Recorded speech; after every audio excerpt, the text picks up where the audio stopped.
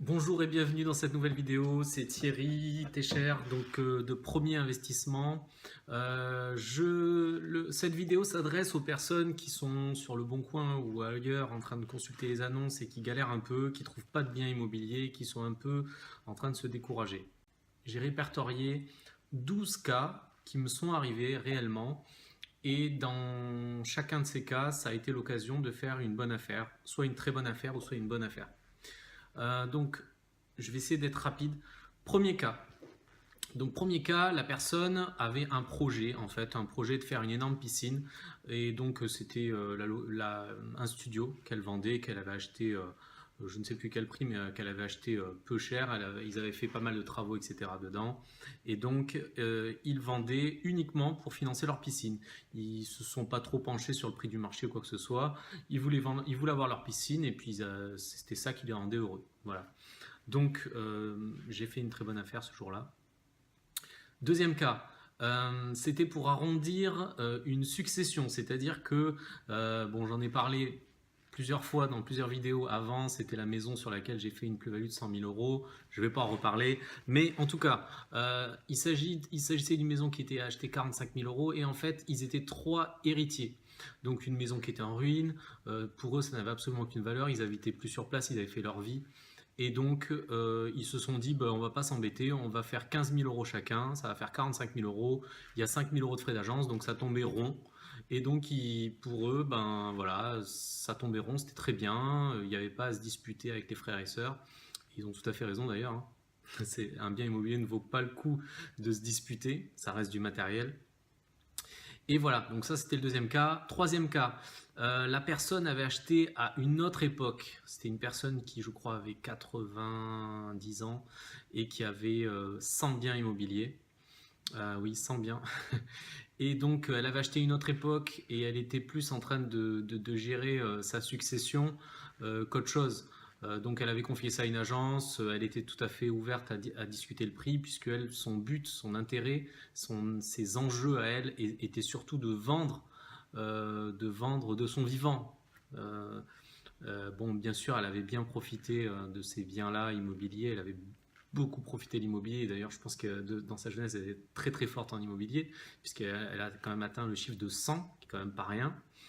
Mais voilà, en tout cas, ça m'a permis à moi bah, de faire une bonne affaire en faisant une proposition tout à fait, je dirais, pas plus agressive pour autant que ça. Donc, quatrième cas, la personne avait plusieurs biens à écouler, avait un certain laps de temps, avait certainement un projet derrière, mais en tout cas, elle avait plusieurs biens écoulés. Donc, du fait qu'il y ait plusieurs biens, il suffisait que psychologiquement, si vous voulez, la personne se disait voilà, j'ai quatre biens écoulés, je vais mettre un temps fou. Si je commence à être un peu dur en négociation, je vais mettre un bien fou. Chose qui est complètement émotionnelle comme réaction, hein, mais puisque je pense que ces biens sont partis très rapidement, il y en avait quatre, je crois. Voilà. Donc, du fait, je pense que j'étais le premier, je lui ai dit voilà, moi déjà, vous en aurez un en moins sur les bras, et donc j'ai fait une proposition. La personne avait fait son beurre aussi hein, avec cet appartement-là, donc elle avait plus trop d'enjeux. Je crois que le crédit était payé, etc. Cinquième affaire. La personne, cette fois-ci, c'est une personne également qui préparait sa succession. Qui avait besoin de vendre pour préparer sa succession. Elle était en tout cas dans une situation où l'État aurait pris pas mal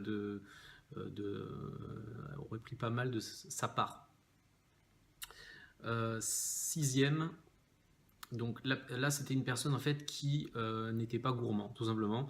Il m'a dit, moi j'ai acheté tel prix, je vous le dis honnêtement, hein, aujourd'hui je vends 3 ou 4 fois le prix, ça me va, j'ai pas besoin de plus. C'est-à-dire qu'il avait l'impression, s'il se mettait au prix du marché, d'ailleurs il s'en fichait pas mal du prix du marché, il avait l'impression d'arnaquer quelqu'un, si vous voulez. Alors que pas du tout, mais bon. Bon, moi, j'allais pas me plaindre de ça, hein. J'ai fait une proposition et il m'a dit oui parce que euh, pour lui, c'était bon, quoi. Il avait largement payé, il avait largement amorti. Voilà. Septième cas. La personne avait eu un problème avec des locataires. qui n'ont pas payé. Donc c'était un banquier en plus. C'était un banquier qui avait acheté, qui avait voulu s'essayer un peu à l'immobilier et sur les conseils d'un agent ou je ne sais qui, bon, il a confié le bien à une agence. L'agence a mis des locataires dedans. Il n'avait pas pris d'assurance location loyer impayé, assurance loyer impayé. Et donc les personnes n'ont pas payé, ou je crois n'ont quasiment jamais payé le loyer. Il a dû les faire une expulsion, une grosse procédure, etc. Donc il a été un peu échaudé, dégoûté. Et voilà, donc il voulait plus entendre parler de ce bien-là. Donc j'ai fait une offre agressive à l'époque et l'offre dans un premier temps n'est pas passée, mais finalement donc j'ai insisté sur le fait que voilà, moi il n'y aurait plus ce problème-là de loyer, d'argent qui partait dans le crédit sans avoir quelqu'un en face. Et j'ai mis en avant aussi le fait qu'il pouvait tomber sur des locataires du même type en fait. Et donc lui, il n'avait pas envie de recommencer l'expérience, donc il a vendu au prix que je lui ai demandé. Huitième cas. La personne faisait partie de ma copropriété. Donc en réalité, il y a 2 biens que j'ai achetés comme ça. Donc 2 biens, la personne faisait partie de ma copropriété, donc c'était quelqu'un qui avait un travail qui lui prenait pas mal de temps. Et lors d'une réunion de copropriété, on a discuté et donc j'ai demandé s'il était plus ou moins vendeur parce que la réunion s'était assez mal passée. Il y avait des personnes qui se disputaient entre elles et tout, et il en avait un peu marre, tout le monde en avait un peu marre de ces engueulades, etc. Et donc il m'a dit, moi je crois que je vais vendre, et je lui ai demandé combien il vendait, etc. Et effectivement, lui, ce qu'il a vu, en fait, c'est le fait de ne pas passer par une agence, parce que lui, c'était quelqu'un qui avait absolument pas le temps de s'en occuper. Je crois qu'il avait un bar tabac. Et donc il bossait beaucoup, il avait des employés, etc.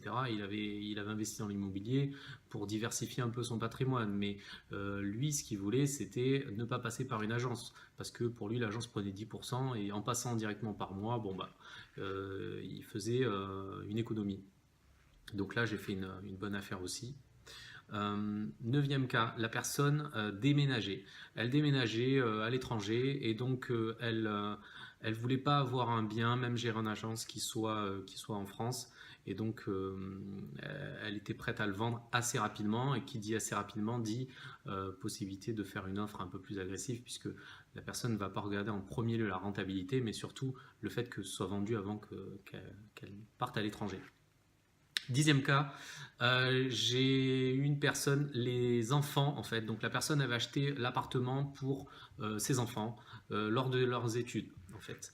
Et donc il se trouve que les études des 2 enfants, il y avait 2 enfants, donc les études des 2 enfants étaient terminées, et donc il avait besoin il a cru bon de vendre cet appartement-là plutôt que le laisser en location, pour déjà aider financièrement un des enfants qui se mettait en ménage, je crois, qui voulait acheter une maison. Et voilà, et donc lui, il avait vraiment acheté pour ne pas donner de l'argent tous les mois dans un loyer quand il payait pour ses enfants qui étaient étudiants. 10e cas, non, pas 10e cas, 11e cas. La personne venait de payer, elle avait plusieurs appartements, et donc ils étaient tous en nom propre. Donc les loyers en fait allaient arriver en net dans les revenus, et cette personne-là avait horreur de payer, en tout cas n'avait pas cru bon de garder ses appartements, parce que, en tout cas un appartement, parce que ça allait venir faire grandir les revenus donc, que cette personne avait là de son travail. Donc il a préféré vendre et récupérer la plus-value plutôt qu'avoir des loyers qui tombent de manière nette et qui viennent gonfler énormément les revenus, puisqu'il n'y avait plus de crédit en face et de charges type taux d'intérêt, intérêt d'emprunt à déduire. Le 12e cas, c'était une séparation qui apparemment se passait assez mal. Bon, c'est un peu dommage de profiter de ce genre de situation, mais je veux dire, chacun a ses problèmes. Et donc là, la séparation se passait mal. Ils ont décidé d'arrêter toute collaboration, quitte à faire un effort sur le bien immobilier. Donc j'ai fait une proposition qui est passée à ce moment-là. Et donc on a fait cette affaire. Tout le monde était content au final, hein.